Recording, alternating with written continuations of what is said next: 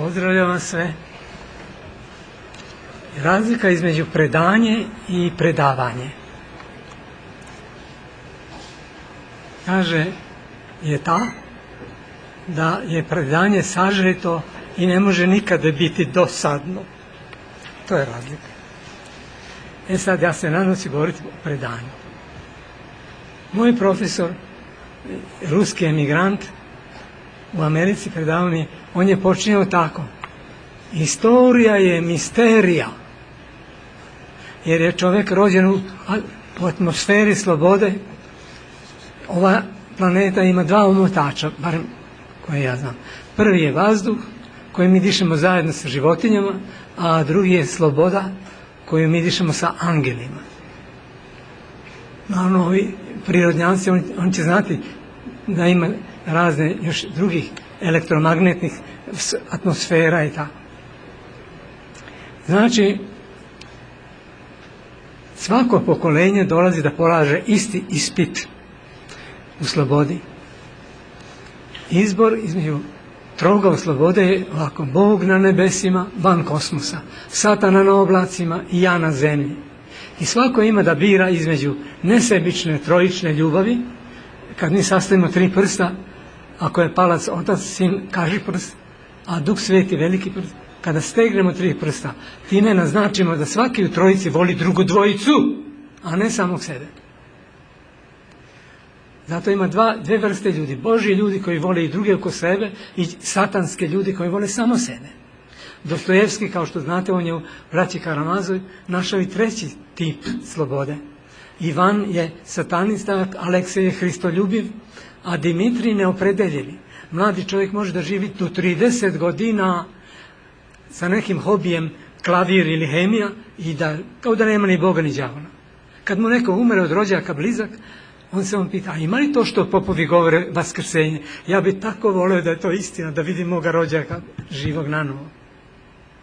Tek se onda budi neki oko 30 godina za stvarnost najdublju. Tako da je sloboda vrtoglavi dar i Bog i svaki koji voli je raniv. Ne kaže se njim, raniv. Zašto? Što se uzvratna ljubav ne može iznuditi. Tako to je ono najvažnije, da ima onda 3 sprata u civilizaciji. Prvi sprat je tehnika sa pijacom, drugi sprat je kultura, gdje je opera, recimo prvo opera, onda pozorište, bolnica, sudnica, političke partije, armija. To je sprat drugih kulture. Treći sprat su kultovi ili vere. I svako misli da je njegova vera najbolja, zato ja imam pravo da stavim na treći sprat u centar pravoslavnu katoličansku crkvu. Njoj s desne strane, nama s lijeve, je rimokatolicizam, a onamo je protestantizam sa one druge strane. Ovamo je judaizam, a onamo je islam. Iza judaizma je mnogobožje hinduizam, a onamo je budizam. Ovamo na levo kult ličnosti, Stalin, Hitler, nema Boga, onda sam ja, šef partije, vaš Bog. A onamo najgori kult iza budizma, jer budizam je najpesimističkija religija, a ne kažem najgora. Iza budizma je satanizam otvoreni, koji se i ne krije. I sada mi imamo trospratni ukus, naš pijačni ukus, koju vrstu jela i dela voli da kupuješ. Na drugom spratu tvoj kulturni ukus, koju vrstu muzike voliš u operi, koju vrstu slika u muzeju, koju vrstu medicine ako si doktor, koju vrstu prava ako si advokat, ili ako si istoričar, koju ideologiju, interpretaciju. Onda imaš tamo, ne znam, i političke partije, to je isto ideologija. Ali najvažniji ukus u čoveku je kultni, verski, na trećem spratu. Koju si religiju izabrao, to je tvoje najveće opredeljenje. Sad mi kažemo koji je kriterij, koja je najbolja vera. Mi kažemo ispod pravoslavno ortodoksne crkve stavimo: ona jedina nije imala inkviziciju, papizam je imao, čak i kalvinizam, ovi protestanti. I Kalvin je spaljivao Ženevu. Onda, ako onamo iza toga judaizam i islam, među njima isto imaš neke fanatike. Ako ne baš inkviziciju, ali bilo je kao u tursko doba nabijanje na kolac i ne znam šta. Onda onamo dalje imaš hinduizam i budizam, obično kažu pa to su miroljubive vere. A ako ti primiš njihov dogmat o reinkarnaciji, onda su, kada si bio u karmi ribe ili zejca, onda su te pekli tam. Znači i oni imaju svoju inkviziciju. Onda ima, dalje najgori su kultovi kao što su staljinizam i ovi kultovi ličnosti ili Hitlera. I onaj na kraju satanizam sa one strane. Jer ima otvorenih satanista. Recimo ovaj pokojni otac ovoga Busha je bio satanista. I on to nije ni krio u Americi. Tako je dar slobode vrtoglav i Bog je raniv, pošto on odozgo sve voli, ali svi odozdo mu ne uzvraćaju uzvratnom ljubavlju. I zato je Hristos na krstu vikao, ne samo od telesnih bolova, od klinova koji su ga proboli ruke i noge, nego od psihičkih, mnogo više. Jer ako on imao lek protiv smrti, a to je ona čaša da je hleb i vino, telo i krv. I on kaže, ko to pije ima život večni. Evo, ako je samo Juda rekao iz tvoje ruke neću ništa, pa makar večno umirao. Zato je Hristos vikao od tih duševnih bolova i duhovnih, koje mi ne možemo ni da psihološki njega testiramo. Jer čovjek je trospratno biće. Duhovno na najvišem spratu oko glave, tu je naš duh, malo d, čovječiji duh, duhovni život. Onda oko srca je duševni život, biti srčan i hrabar, to su duševne vrline. A ispod pupka tu je telesnost. Ali i glava je u sastavnom delu tela, i duša, mislim srce i tako. Znači, čovjek od ta tri sprata je nedeljiv, ta tri sprata. Prožimaju jedno drugo. I zato ako čovjek duhom svojim, umom svojim prihvati Duha Svetoga sa velikim D, onda je on postao duhovni, barem u mislima. A ono je svetih gdje je Duh Sveti prodro i do srca, do duše, a najsvetiji je onaj gdje je Duh Sveti prodro u celo telo, ispod pupka. Jer muški i ženski ud je stvorio Bog za najvišu upotrebu, najdostojniju, za deterodije na slovenskom. I muški ud se zove deterod, nikakva vulgarnost. To je onaj ud kojim se rodi deterod. Tako znači, to je najviše, najstvaralačkiji je čovjek kada rađa decu. I tako u tom pogledu je kod pravoslavnih može da bude oželjen pop, jer mi nismo imali kompleks bogumilski i opšte onaj dualistički da je materija nešto zlo, a duh je nešto dobro. Naprotiv, čovjek nije čovjek bez tela. Vasilije Ostroški, tolike hiljade svetaca čije su duše u raju, on nikada ne može biti potpuno blažen i srećan dokle vidi svoje telo. Čak njegovo telo nisu crvi sveli u prašinu, nego stoji mu celo telo. Bez balsamovanja ostalo je celo. Znači on čeka onaj dan vaskrsenja kada će njegovo telo da se spoji sa njegovom dušom. Tek onda može čovjek da bude zadovoljan sam po sebi. Tako, dragi me, to je ono nešto uvodno, ali ova tri sprata da ne zaboravite. Da imaš tri ukusa, pijačni, kulturni i kultni ili verski. Znači, ako neka religija sa trećeg sprata, svačija religija se verifikuje na pijaci, tamo, na ovom svakodnevnom životu. Ako nečija religija navodi svoje vernike da u ime pape spaljuju žive ljude, ili u ime Kalvina, ili u ime nekog cionizma kod Jevreja, ili nekog kod islamista, u ime Homeinija i ne znam koga, ta vera nije prava, jer ona dozvoljava i blagosilja da se ljudi ubijaju u ime Boga. To je glavni uvod što sam htio da vam kažem. Onda, zašto su pravoslavni popovi kroz vekove i intelektualci bili monarhisti? Zašto su voljeli monarhiju na zemlji? Zato što su htjeli jednu analogiju sa nebeskim carstvom, gdje je Bog nebeski car. I željeli su da naš prvi političar na zemlji bude kralj ili car sa krunom gdje je na vrhu krst. A to je vertikalna veza sa Bogom.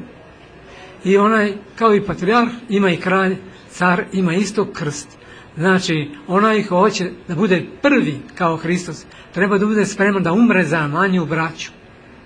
A ne da je to neki uživački, Luj 14. Nego da su to potencijalni mučenici i isposnici, kao što su bili naši Nemanjići u većine. Kaže, od Svjatago korene Simeonova. Naravno da može među našim carima da bude i neki otpadnik kao Ivan Grozni u Rusiji. Njega je patrijarh tadanje moskovski Filip kritikovao. Kaže, ne možeš ti, te budeš blag, hrišćanin, a ne da budeš tiranin. I on naredi da zadave patrijarha Filipa, ali je Filip ostao za nas mučenik, a Ivan Grozni čeka strašni sud. Tako da je najgore kada se najuzvišeniji ideal profaniše, a to je kad tiranin postane kralj ili car. Ili recimo razmaženi Saša Obrenović. On kaže, kako to? Svaki seljak može se oženi ženom koju hoće, a meni je zabranjuju, da ja ne mogu da izaberem onu mašinu. Kako se zvala? Mašin? Draga mašina. Da, a on treba da zna da plemstvo obavezuje i da zato ko kandidat za popa i za kralja ne može, samo se ženi devicom. Ne može udovicom niti raspuštenicom. I s te strane on sebe doveo u takav strašan položaj da onda oficirska jedna hunta mogla njega da ubije. Zato što ti ne možeš ti kao kralj i onaj kao patrijarh ima da date ton, moralni ton kako nacija treba da živi. Da daju živi primjer. Jer kralj ili car to je prva porodica u naciji. On je samo prvi među plemićima, a svi ostali su plemići. Jer plemstvo mi dobijemo duhovno kroz krštenje i miropomazanje. Krštenje je pranje od greha naslednoga od Adama, a miropomazanje je pečat dara Duha Svetog. Znači pečat staviti na um, da misliš božanski, na oči da gledaš božanski ili svetoduhovski, da na usta da govoriš božanske stvari, ruke da radiš božanske stvari, isto na noge da hodiš za Božjim riječima. To je, mi smo objektivno svi postali sveti. Objektivno. Sad, podvig se sastoji da postanemo i subjektivno. Da to prodre u nas, a da ne bude samo odelo s polja. Tako, dragi moji, to je svako želi, rečeno je da svaki otac voli da mu sin bude savršeniji. To je jedino dopušta da sin bude. Ali naš božanski brat, jedan od trojice koji je postao čovjek, Isus Hristos, on je rekao, naredio jednu naizgled nemoguću, neostvarivu. Budite sveti kao Otac vaš nebeski.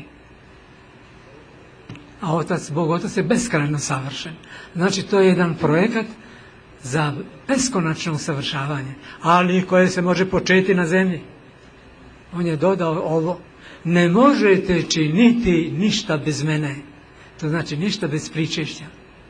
A šta je novo u Novom Zavetu? Kad jedan od trojice, vidite na Beogradski fakultet teološki, kod Pančevačkog mosta, u auli, naći se genijalnu sliku Mojovića, pokojnog sada, koji je naslikao veronauku za odrasle. Pa je naslikao jedno tako. Zašto on je rekao? Knjigu nemaju svi petlju da dočitaju, a sliku mu vide odmah sve. Samo treba jedan interpretator da tumači tu sliku.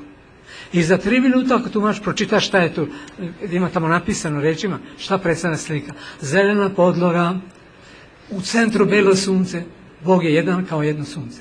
Naša je logika dnevna. Jevreji, hrišćani, muslimani, mi monoteisti imamo dnevnu logiku. Mi smo sinovi dana.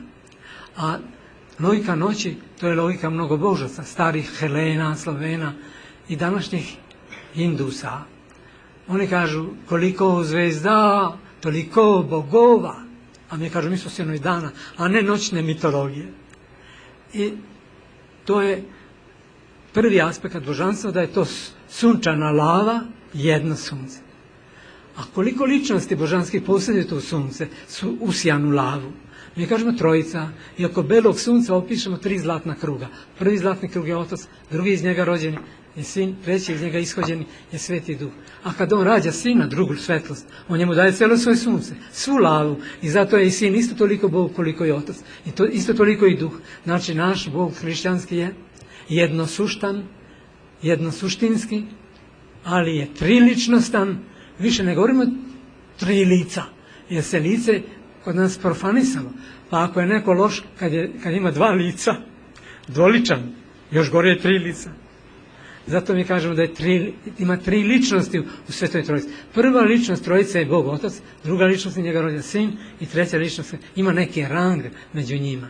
I zato je Sin Božji rekao, Otac je veći od mene jer je on izvor samome sebi, nerođen, izvor Sinu kroz rođenje i izvor Duhu kroz ishođenje. Zato je on centar Trojice. Tako, tu sliku obavezno da vidite šta. Treći aspekt božanstva su energije božanske. Prvo je suština, ličnosti i energije kao zraci koji izlaze iz sunca. Jedan zrak je oganj, Srbi razlikuju vatra i oganj. Vatra spaljuje u pepeo, a oganj ne. I tako je, znači druga je mudrost Božja, istina Božja, lepota Božja, dobrota Božja, mir Božji. Tamo ima 9 tih energija, a ima i više. Znači sve te energije, zrake nazivamo blagodat Božja. A to je blago dato od Boga, kome ljudima. A ljudi su naslikani između tih zraka srebrnastih, kao parče gvožđa. I svako ima svoju orbitu oko sunca božanstva. Neko ima užu orbitu kao mi popovi, jer smo telesno bliže Bogu. A neko ima dalje. Ali svi imamo manje ili više rđe na nama. A rđa je naši gresi. I sad ako ja imam mnogo greha, iako ja imam usku orbitu, ne može u mene da prode ta toplina božanske ljubavi. A neki seljaki i seljanka daleko, ali su čisti u životu i oni brže upijaju u sebe oganj božanske ljubavi i onaj koji dođe do usijanja, spadne sa njega sva rđa, on u malome liči na veliko sunce. Taj je postao Bog. Ali biti Bog i postati Bog, to je apsolutna razlika. To u svim jezicima, najprije grčki. To ine i parhin postojati. Znači, Bog je bitujući u glagolu biti, a mi smo samo postojeći. Sein und werden, koji uče nemački. Der Seiende, to je ime Jahve na nemačkom, kao što je bitujući na srpskom. A oni drugi su die Werdende. To be and to become. Isto je kod Engleza se to razlikuje. Tako, dragi moji, to je osnova u teologiji je lingvistika. Lingvistika tih starih jezika, to su ključevi za staro predanjsko znanje koje se predaje, nije to moja neka mudrost. Ja sam samo dobio od ovih prethodnog generacije profesora teologije koji su to meni predali. I ja moram da predajem dalje. Tako znači, to je ono osnovno da svako ima apetit za večni život. Znači, nije istina što ateistički biolozi govore da je smrt prirodna. Uopšte nije. Niko ne želi da umre, a malo dete psihološki do 6. godine, ako baka umre, oni kažu otputovala je. Ono i nema predstavu od smrti. A i mi kasnije, niko ne želi da umre, ako tražimo onda lekove protiv smrti, da odložimo smrt. A u starosti, kad vidimo da ne može ni lekovi, onda idemo kod popova koji jedini imaju lek protiv smrti, a to je to pričešće. A zašto njegovo telo još ima ukus hleba? I zašto njegova krv još ima ukus vina? Da bi ostalo prostora za slobodu vere. Jer vera pretpostavlja slobodu, a ne očiglednost hemije i magije. Jer ona je prisilna, hemija i magija. I zato, dragi moji, to je ono bogatstvo koje imamo kroz predanje, a kada su Sloveni, oni kovali reči slovenske na onoj babilonskoj kuli, kada je Bog pomešao jezike. To je bilo veliki izazov stvaralaštva poetskoga. Svaki je kovao svoj jezik. I ti genijalni ljudi su kovali reč bogat, da je koren Bog. Bog je bogat i samo onaj čovjek je bogat koji ima Boga u sebi posle pričešća. Tam. I onda sklopiš knjigu i znaš najglavnije. Jedina hrana netruleživa je telo Hristovo. I on je prvi primjerak moštiju od Velikog petka kad je umro do nedelje Vaskrsenja. A mi imamo, svaki jezik ima 3 sprata. Govorni, srednjevekovni i crkveni. Tako za latinski svet je govori u francuskom i španskom, govorni, srednjevekovni i latinski gore. Kod nas Srba, Bugara i Rusa, govorni, srednjevekovni i crkveno-slovenski gore. Ko ne zna crkveno-slovenski, Srbin, Bugarin ili Rus, nije obrazovan. Ko ne zna latinski, među Italijanima i Francuzima, nije obrazovan. Jer obrazovanje ide iz kultnog najsvetijeg jezika najviše. Kod Grka ima čak 5 spratova, jer mnogo duži istoriju imaju. Oni imaju i govorni, srednjevekovni, pa onda koji ne, oko Hristovog doba, taj crkveni, da kažemo, helenski, nikad nemojte reći grčki, jer to je posprdno ime. Latini su je nazvali mekušcima, to znači Grekos. Nego zovemo ih Heleni, to su naši kumovi, a to znači svetli, svetloumni. I tako, dragi moji, to je ono kako mi se borimo protiv smrti, jedino usvajajući jednog od trojice koji je postao čovjek i u tom svome telu čovječanskom je doneo sve te energije o kojoj sam govorio. U njegovom mozgu je sveznanje božanstva bez škole, jer on večni sin. U njegovim očima energija lepote Božje koja je nadseksualna. Tako kad se Marija Magdalina, dvorska bludnica, zagledala duboko u Hristove oči, bludnica je postala kaluđerica. Zašto naglašam kao Francuz ca, da zapamtite rimu? Da. I tako, znači, u njegovom srcu je sav oganj božanske ljubavi. To je naša hrana u pričešću, a njegovo telo je nepregrizivo. Jer imate dva načina mišljenja, to gospodin mnogo bolje zna od mene, to je logika i logosika. Logika, to je mišljenje na pijaci, da znaš geometriju i aritmetiku, da te ne prevare na pijaci. Ali postoji jedan način mišljenja, to je logosika.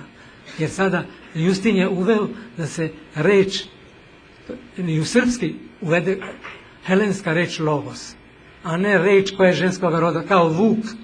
Jer onda kad ti kažeš reč postade telo, a ovako mi kažemo telo, Hristos postao logos, logos i Hristos je muška imenica.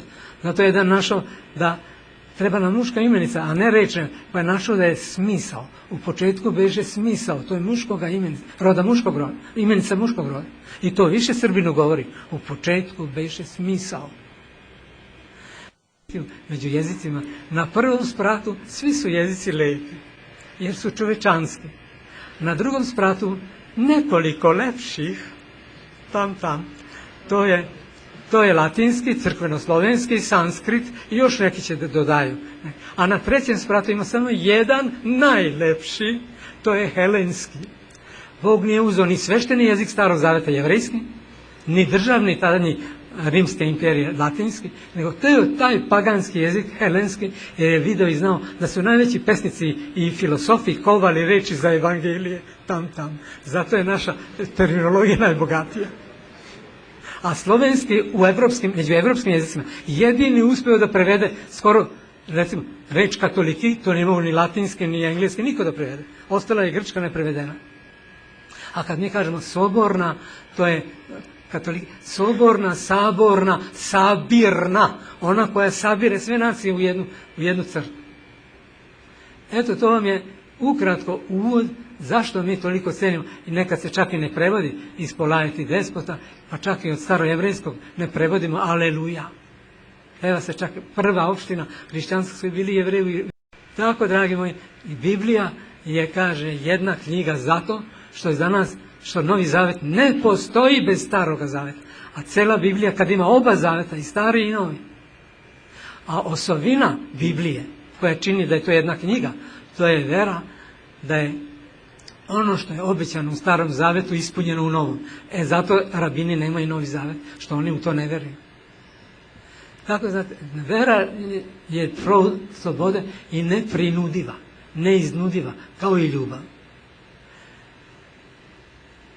Još jedno bih htio da kažem nešto važno za naše gospođice i dame, a i za muškarce buduće đuvegije, da devojka nije mila zato što je lepa, nego je lepa zato što je mila.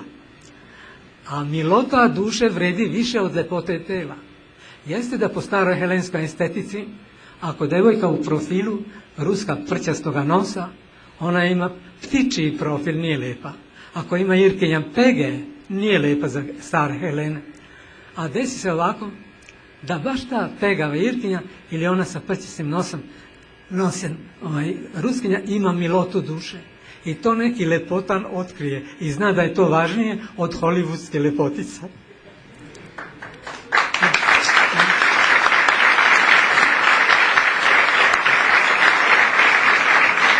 A otkuda ta lepota? Otkuda njoj lepota? Samo od toga, od njene vere. Ona zna da je Bog najveći vajar koji kroz ljubav mame i tate stvara novu živu statu. Svako od nas je bio u utrobi svoje mame ta statua živa. I zato mi imamo svako, čak i telesno smo unikati, otisak palca je svakom drugačiji. Znači, kod Boga nema industrije, nego umetnost. I to je ono glavno, da znaš sebe ceniti, da tebe Bog voli i da si ti usinovljen kroz jedinca Sina Božijeg koji se rodio kao čovjek, da si postao usvojeni sin. A srpski narod je najljepše ime dao za Božić. Rusi kažu rođenstvo i Grci tako, rođenje. A mi kažemo, rodio se Bogić. Na Božić rodio se Bogić, bata, Božić, bata, naš brat, mali Bog. Tako, to je nama obaveza, jer plemstvo obavezuje. Znači, se ponašaš kao svetac, da bude živa ikona Kristova, to je nama cilj. I to je moguće, on ne bi zapovedio nešto nemoguće. Ali rekao, ne možete ništa bez mene, to znači ništa bez pričešća. A njegovo telo je nepregrizivo, rekao vam, da tajna pod nebom i pod nebcem, prevuka je B, nebence, ista tajna. Tu su 1000 kilometara između oltara u Jerusalimu, Beograd, Moskva, Tokio, Washington, Johannesburg. Tu su 1000 kilometara. Na svakom oltaru hleb i vino se pretvore u telo i krv Hristov. Ali nema toliko 1000 telesa Hristovih koliko ima 1000 oltara naših pravoslavnih. To je uvijek ono jedno telo vazneseno. Šta je novo u Novom Adamu? On može da izađe iz utrobe kroz trbušne mišiće svoje mame bez carskoga reza. Ona ostaje devojka. Tako izlazi kroz kamenu ploču iz groba koji ostaje zapečaćen.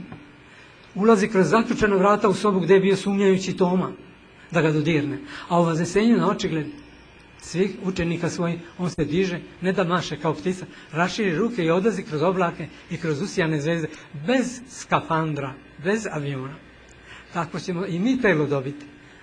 Znači, to je novo u ovom kosmosu. I zato se zove Novi Zavet. To je ovo što nema ni u jednoj veri da je Bog postao čovjek. Jer u svim religijama sveta mudraci i mističari penju se na Olimpos da bi vidjeli svoje bogove helenske. Indusi se penju na Himalaje da vide svoje bogove. Jevreji se penju prema Sinaju i onda, a Sinaj je u to izgledao za narod kao vulkan od one božanske ljubavi, onoga ognja i tako. Pa su Jevreji rekli, mi se bojimo, idi ti moj sve razgovaraj sa Bogom. Znači, i kod njih se penje gore. A jedino u Novom Zavetu hrišćanstvu, Bog silazi sa neba, postaje čovjek, naš brat, razoružan od božanske svemoći i ide na krst. Zato što on zna da ljudi zaraženi egoizmom od satane, od one zmije, ne veruju da ih neko voli ako taj nije spreman da umre za njih. Tako kada mama i tata vidi kako zmija ide, kako letke deteta, on ili ona se bace na zmiju i žrtvuje neki 40-50 godina. Ali Hristos je bezgrešan, nije naslijedio Adamov i Evin greh. Znači on nikad nije morao umreti, zato je njegova žrtva beskonačna. I on se bacio na kosmičku zmiju, satanu, a ne na neku malu zmijicu. Tako da znate, tajna umiranja na krstu ima antismrtno dejstvo i kada ona veliki Satan se slika, ono dans macabre, ko zna francuski, to je kao kolo koje vode skeleti sa kosom. I on umjesto trave kosi glave. Pa kad je on udario Hrista, njemu je prepukla ta kosa smrti, ostao je samo badrljak. I zato za hrišćane više nije strašna smrt. Tako znate, onda on je uspeo da odeli njegovu dušu od tela, ali nije moći sprovedeti svoj plan do kraja, a to je da pošalje svoje viruse i crve u njegovo telo, jer Bog stvara sve lepo, a đavo kad usmrdi, tek onda ukrade od Boga. Ali ovo nije mogao da usmrdi. To se zovu na trećem spratu srpski mošti. A inače nošti i svešta postaje na prvom spratu sveća i noći. Ali mi nismo htjeli da kažemo, mi imamo sveštenik, da on osveštava, a ne da, kako Hrvati kažu svećenik, kao da pravi sveće.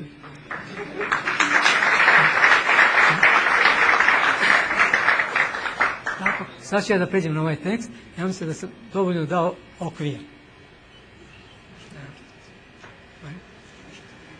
Ja ću gledati. O monarhiji Srbije i njenom srbijanstvu. On the monarchy of Serbia and her Serbianity. To za buduće prevode o nam u Americi. U obliku umetnosti vladanja nad jednim narodom otkriva se veličanstvo vere i naravi toga naroda. Samo narod bez zavisti može voliti svoju monarhiju. Vidjeli smo nedavno u prošlom veku kako demokratija lako se sroza u demonokratiju, pakao. Iščupani iz svojih božanskih biblijskih korenova, hristijanski ideali slobode i bratstva padaju u bezizlazu neostvarive jednakosti pred giljotinom Francuske revolucije. Kogod je makar i za glavu visočiji od srednjega proseka, mora po logici zavisti da bude za glavu kraći. To daje revolucija. U ime jednakosti u uništenju nižih rasa, to baš znakom navoda, nižih rasa, Hitler je imao svoju inkviziciju u vidu gasnih komora, a Stalin je uterivao svoju komunističku jednakost izgladnivanjem do smrti u gulagu.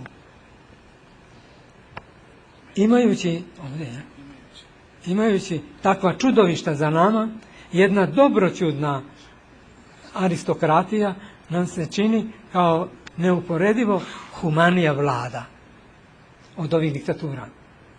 Ovdje se u aristokratiji uvažava malobrojni krug ljudi koji su navodno po veri i po moralu bolji. Aristi, na grčkom, od toga aristokrati. A bolji kod nas su bili boljari. Znate, kod Rusa i kod Srba boljari. U tom aristokratskom režimu je narod birao barem slobodan od medijske lagarije da su tobože svi ljudi po rođenju jednaki. A to je mit. Istinski aristokrati duhom i telom drže strogo načelo da plemstvo obavezuje. I to im daje krila da budu iznad vulgarne podmitivosti, korupcije nižih činovnika. Ipak najplodovitiji oblik uzvišene državnosti i pored užasavajućih dinastijskih obračuna beše i jeste pravoslavna monarhija romejska, u zagradi pod znakom navoda Vizantija. Oni nikad nisu sebe zvali Vizantijci, nego Romeji. To vi istoričari znaju. To su Ostrogorski najbolje tumačio. Presudni zaokret u svetu desio se početkom 4. veka kada je Vaselenska crkva hristijanska pobedila mnogobožnu imperiju rimsku čudom pojave krsta Konstantinu Velikom i kasnije kada je uspjela da zaseni stari paganski kult lepotom liturgije i blistavim obredom krunisanja, gdje je patrijarh Novoga Rima Konstantinopolski miropomazao porfirorodne careve romejske u Konstantinopolju.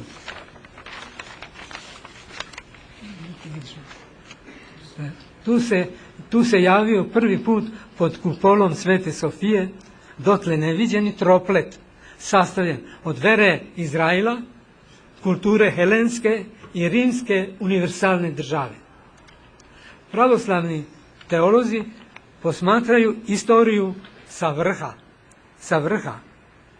Od ulaska Boga u istoriju, od ovaplotenja logosa. Tada se starozavetno obećanje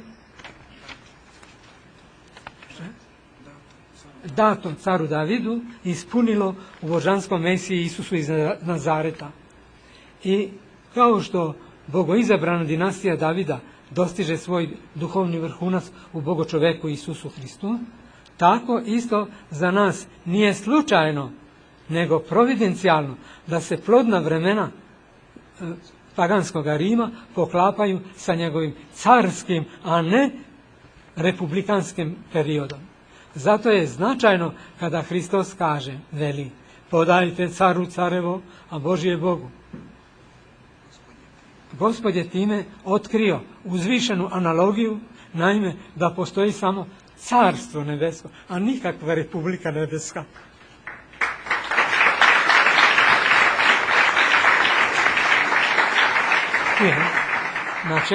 Načelno je davno razmršeno pitanje da hrišćanin pravoslavni, sem retkih pustinjaka, ne može biti apolitičan. On je pred Bogom dužan da umnoži svoje talente putem neprestanog rasta u građanskim i vojničkim vrlinama, služeći svome zemnome caru. No on nikada ne sme zapostaviti svoj paralelni dug da treba da bude ktitor i dobrotvor svoje crkve.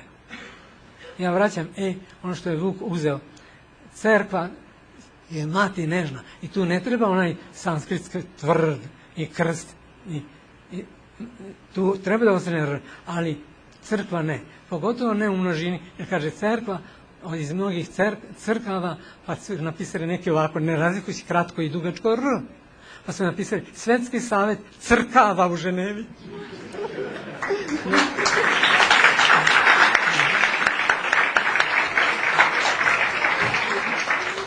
Da.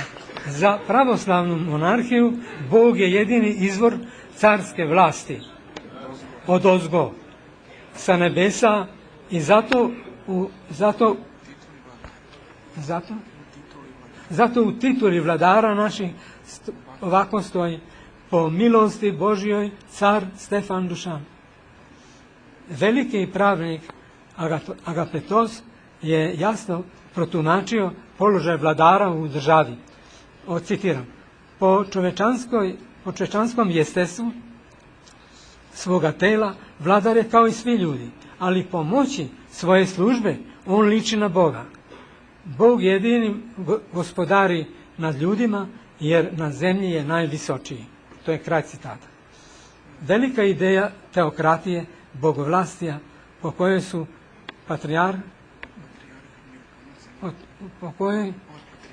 po kojoj od patrijarha miropomazani monarh vlada u saglasju sa Bogom, nije bila iskorenjena reformama Petra Velikog, koji je nasilno hteo da počini državi Rusku crkvu, ne dozvolivši joj izbor patrijarha. Petar je mudro preuzeo tehnologiju zapada, kao što znate, ali je nemudro usvojio i teologiju zapada. Tako da je on verovao protestantima da carska vlast nije od Boga, nego je prirodni zakon izvor. Prirodni zakon je to izvor carske vlasti. Teološki ideal ravnoteže, saglasja, simfonije između dveju Bogom danih vlasti, carske i svešteničke, opisao je carigradski patrijarh Foutije u 9. veku. A kod nas Sveti Sava. Kod nas u Srbiji tu ravnotežu je usvojio Sveti Sava na saboru u Žiči 1223. Kada je on kao Mojsej Srbije sklopio savez sa Bogom u ime svoga naroda Novoga Izraila. Naš arhijepiskop, a tada je to značilo skoro kao patrijarh, je tvrdo zakleo narod na vernost Nikeo carigradskom simbolu vere, što je najvažnije, i snabdeo je državnike Srbije svojim prevodom romejskog, vizantijskog nomokanona, zakonopravila. Nikad više da ne kažete krmčija, jer Srbi misle da je to krmača. U tome svom zborniku probranih zakona blista Foutijeva misao da u pravoslavnoj monarhiji nema mesta ni za vizantijski dekadentni cezaropapizam, da je car kao i papa, kao kod Konstantina V. ikonolomca, ni za papocezarizam rimskih papa koji je neosnovan, nekanonski pretendovao na zemaljsku carsku vlast.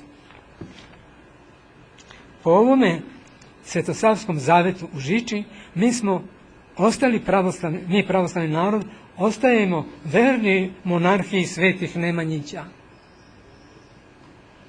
Ideal sloge dveju vlasti oličen je u zagrljaju dva brata, patrijarha Save Nemanjića i kralja Stefana Prvovenčanog. Zato kod nas nije bilo bitka za investituru kao u zapadnoj Evropi. Ruski emigrant u Parizu, poznati pisac Vladimir Volkov, je oštrouno primetio: republike imaju poverenje u ustavne apstrakcije, a monarhija u čoveka. Monarhija se oslanja na jednodušnost celoga naroda, a ne na suludi rulet izbora. Ponašanje idealnog hristijanina, monarhiste, izvire iz njegove vere i života. Da i on može po evangeliju poneti svoj Bogom dani krst do dobrovoljne žrtve za Boga, za cara i za bližnjega svoga. On služi bogoželjenoj harmoniji između svoje patrijaršije i svoje pravoslavne monarhije. Takav žrtveni stil života je tuđ demokratskom potrošačkom društvu koje ne priznaje nikakve svetinje. U suštini beda njihove filosofije se svodi na odricanje svake Bogom dane hijerarhije u svetu. Takva filozofija sa Z, to znači mrakoljubije, kao što znate, takva filozofija nastaje iz paklene vatre revolucije. Posle naše bratoubistvene antisrbijanske revolucije nama su se otvorile oči da je Gospod Bog dao narodu našem ne samo moć da rodi osloboditelja Karađorđa, nego mu je dodao i proročki dar dalekovidosti, jer su svi srbijanski glavari, izuzev manjine sa Milošem Obrenovićem, priznali Karađorđijevo prvenstvo među tadanjim nahijskim knezovima. To je guslarski opevao najveći pesnik jezika Srbije, lijepi vladika Njegoš. Taj Božji izbor Đorđija potvrdio se kasnije u toku istorije. Ostala je pravoslavna dinastija od semena Karađorđa, a ne od Miloša ni od Nikole. U zagradi. Čak i da samozvani princ Nikola II donese DNK dokaz da je telesno od kneza Mihajla Mirkova, on nema glavno duhovno ropstvo, nasljedstvo. Nema glavno duhovno nasljedstvo od Petrovića, a to je pravoslavna vera, jer je on rimokatolik. On ne može nikad biti kralj Srbije. A Crnogorac koji nije Srbin nije ni Crnogorac.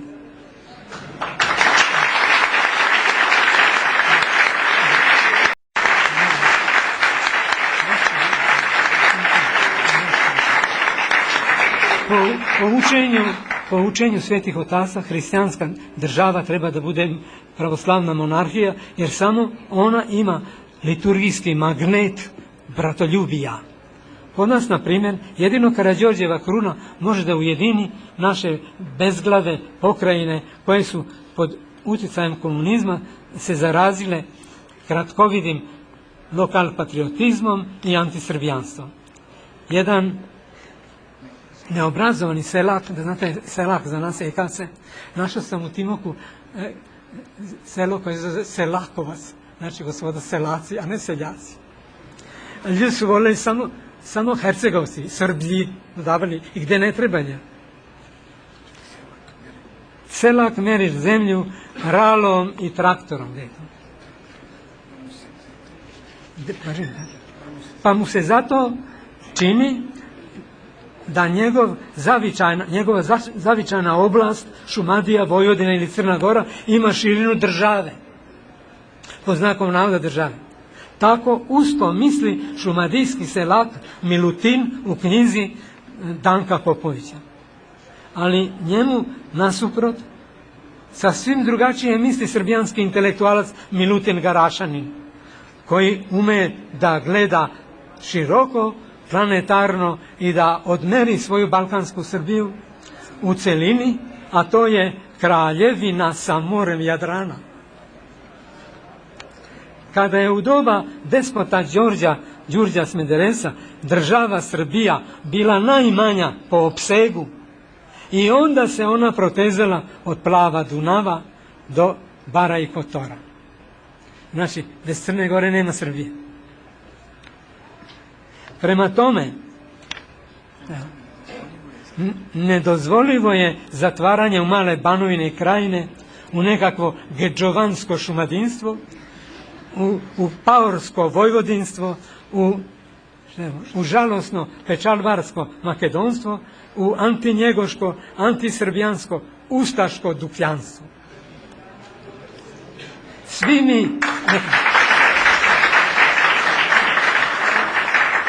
Svi mi treba najzad da se zbratimimo pod jednom krunom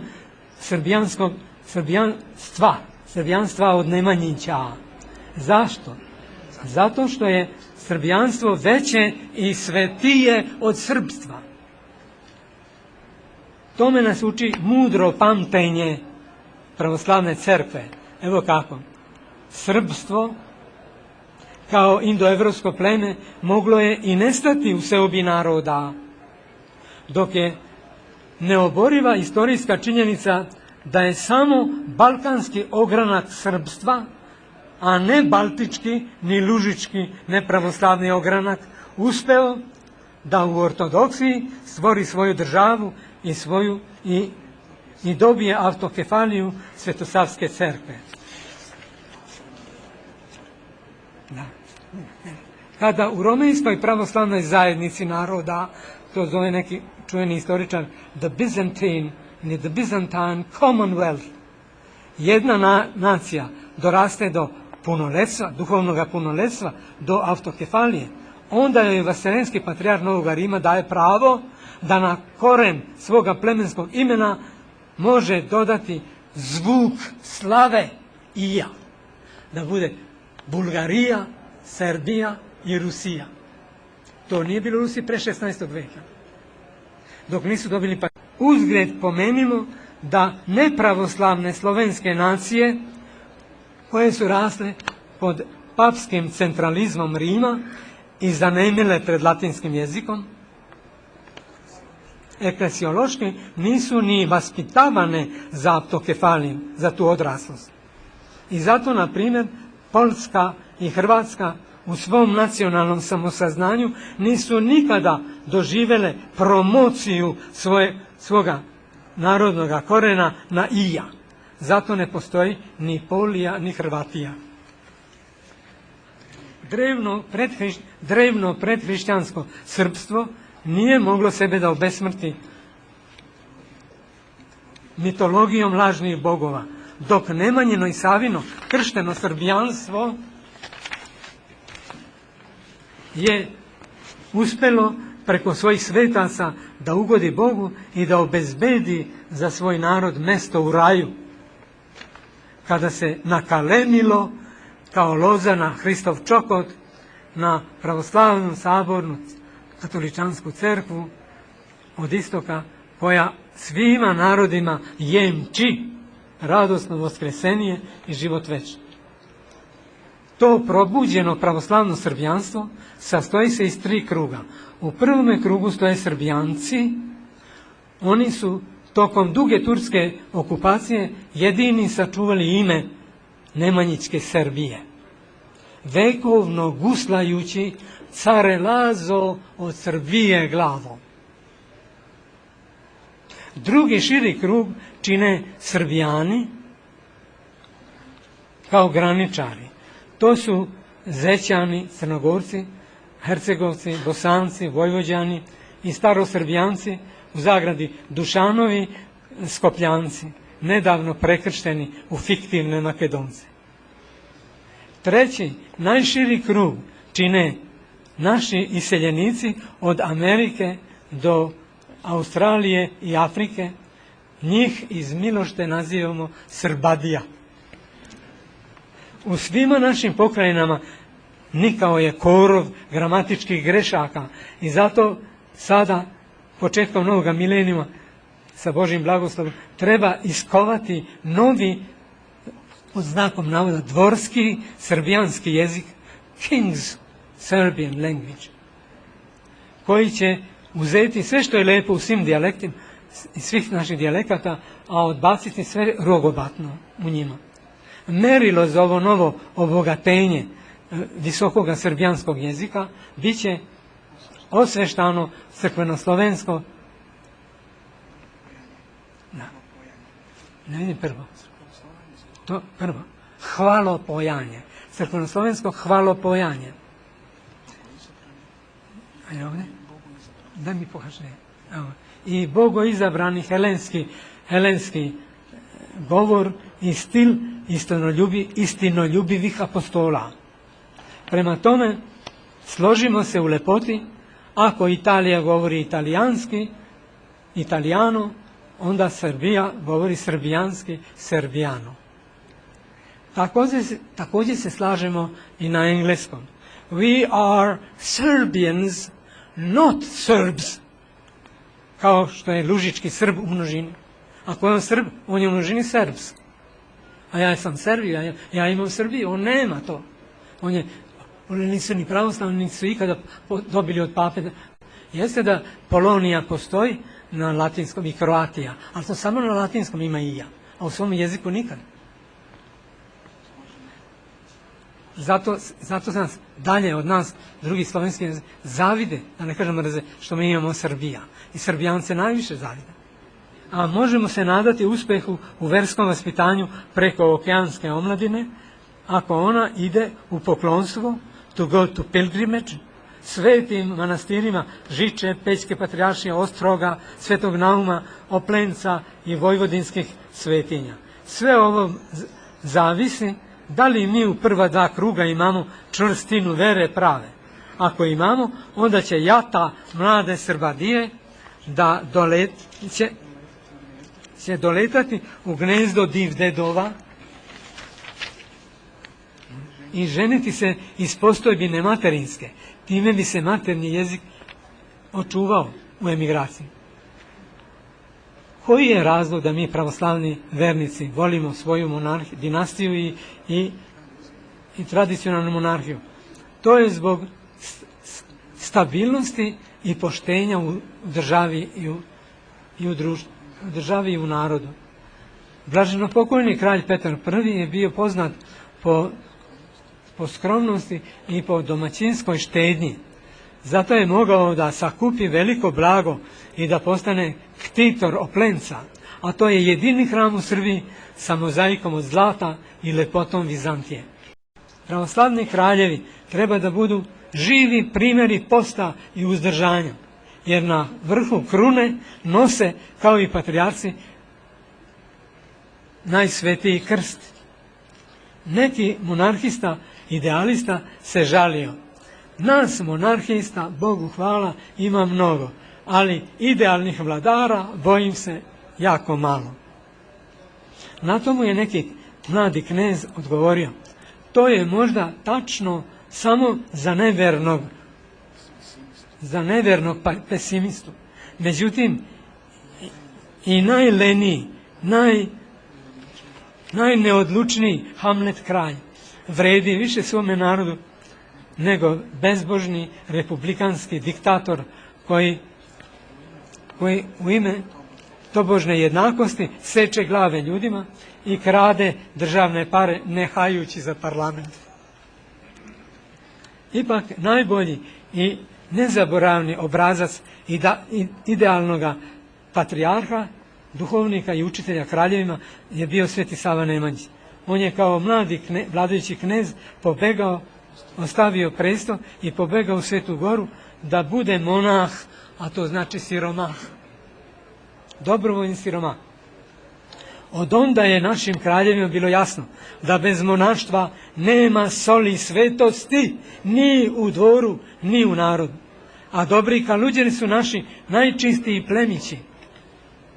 Svi pravoslavni ljudi dobijaju plemstvo duhovno kroz krštenje i pričešće i slave to kao svoj imendan, tako Rusi i Grci. Ali Sveti Sava je mudro vezao plemstvo za porodicu i ono se nasledno prenosi po muškoj lozi. On je dao svakom domaćinu ikonu svetitelja, zaštitnika njegovog doma, time je, tako je slavska ikona postala kao duhovni plemićki grb te porodice. A on ih krasi više od 1000 leta. Dakle, svaki Srbijanac, svaki Srbijan i svaki Srbadijanac, ako drži svoju veru pravoslavnu i svoju slavu, može da doda poslije svoga prezimena ime svoga sveca, da bude kao plemić. Ako je on među Englezima, on će biti Filipović of St. John. Ako je među Francuzima, on će biti Petrovit de Saint-Michel. Ako je među Nemcima, on će biti Kristic von Sankt Nikolaus. Sa von nemačkim. Ako je kod Rusa, bit će Georgijević od Svjatago Andreja. Ljudima nije toliko stalo do fiktivne zakonske jednakosti, koliko do aristokratske različitosti. A to razlikovanje po lepoti duha daje im samo pravoslavna crkva, gdje je svaki čovjek pred Bogom unikat. To jest jedinita, neponoviva ličnost. A istinski plemići su Božji ljudi koji su slobodni i od greha lihve. Lihva to je zelenaš, kamataš.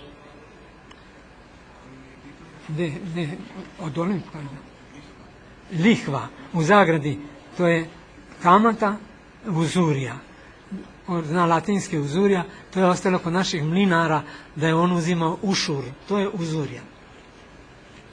U pravoslavnoj monarhiji samo kraljevska država ima monopol da može uzimati najnižu stopu kamate isključivo u korist bolnica, škola i vojske u ratnom stanju. Prema tome, ako mi priželjkujemo i molimo se za novi procvat pravoslavnih monarhija, to je prvenstveno zbog biblijske slobode u njima, u biblijskim državama, od prikrivene diktature bankara. Nedavno je neki Nemac, profesor ekonomije, okarakterisao bombardovanje Srbije kao the war of the Wall Street against Byzantium, rat amerikanskih bankara protiv Vizantije.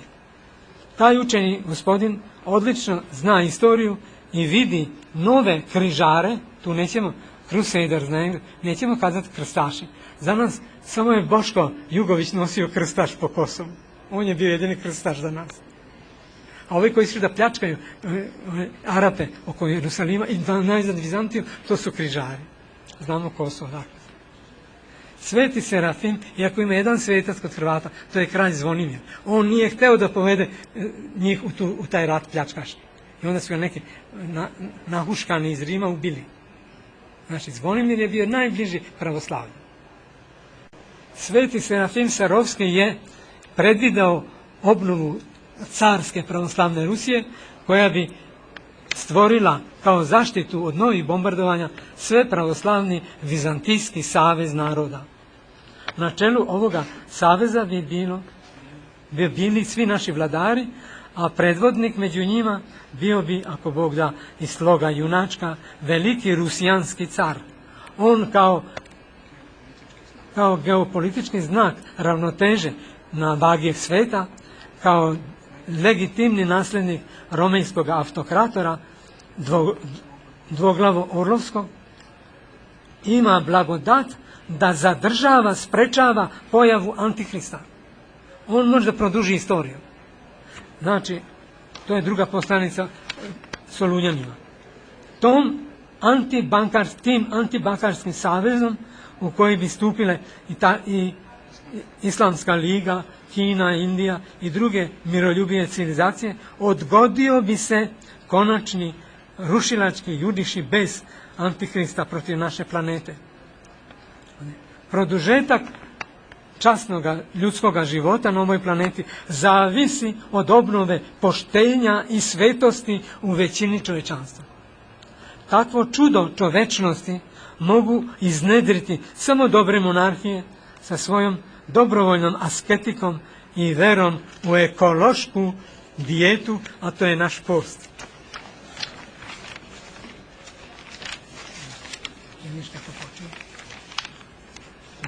Ako posljednja knjiga Novoga Zaveta, Apokalipsa, otkriva poraz naše crkve na ovoj zemlji, ona istovremeno otkriva i metahistorijsku našu pobedu na nebesima. A to će biti tek posle rušenja ovoga sveta, kada se javlja Bogom preobražena nova zemlja i novo nebo. I kada vaskrsnu svi ljudi iz svih plemena i rasa. Tada će se vidjeti da ogromna većina čovječanstva stoji radosno sa desne strane Bogočovjeka Isusa Hrista i da se njemu, jagnjetu Božjem, isplatilo umreti na krstu, jer je on svojom smrtju uništio smrt i život večni darovao. Tek tada će biti jasno u lepoti voskresenja da onaj koji je bio i duhovni plemić na zemlji, da će takav i večno blistati kao svetac na nebesima. Odozgo nizlazi Novi Jerusalim kao sve praštajuća ljubav Božja, a odozdo vidimo vihore uzletajućih naroda uz horove heruvima koji slave svadbu jagnjetovu.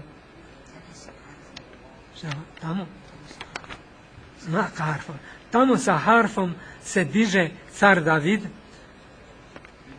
predvodeći razigrane proroke Izraila, a za njima dolaze pokajani Jevreji.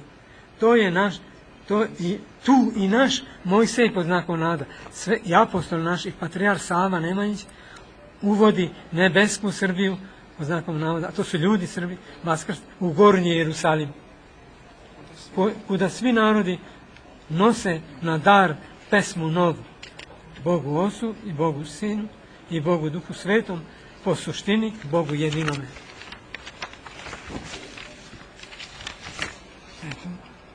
Tu ruke širi materodevstvena lepotica Bogorodica i oberučke blagosilja sve Bogu usinovene ljude, a naročito one koji nisu bili kršteni vodom, nego svojom krvju. Na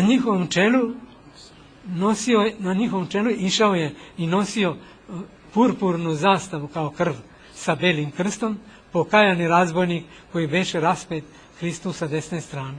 A za njim je stupao i onaj drugi razbojnik raspet sa leve strane, koji se pokajao na Veliku subotu, kada je Hristos dušom svojom sišao u ad, a to je zatvor gdje je đavo držao zatvorne sve duše. I otuda ih izveo većinu u raj. Najzad, zaključan, vidimo smisao zemnih monarhija u tome da su one pedagogija i priprema za carstvo Božje.